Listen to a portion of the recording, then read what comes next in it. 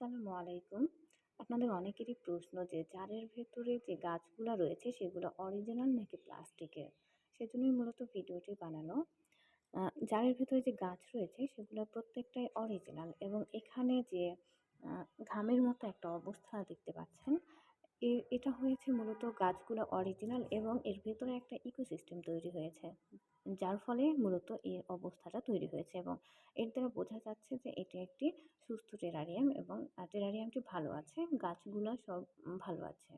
চলুন একটু ভেতরটা দেখা যাক খুলে।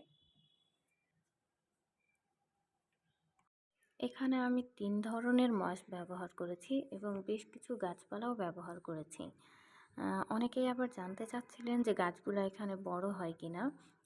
হ্যাঁ, এখানে গাছগুলা বড় হয় এবং এই গাছটা যখন আমি ব্যবহার করি তখন কিন্তু এখানে অনেক ছোট ছিল এবং অল্প কিছুদিনের মধ্যেই বেশ খানিকটা গ্রোথ হয়েছে দেখতে পাচ্ছি। যখন দেখব যে এরকম আ গ্রোথটা একটু বেশি হয়ে গেছে তখন সেটাকে ট্রিমিং করে আবার শেপে নিয়ে আসতে হবে।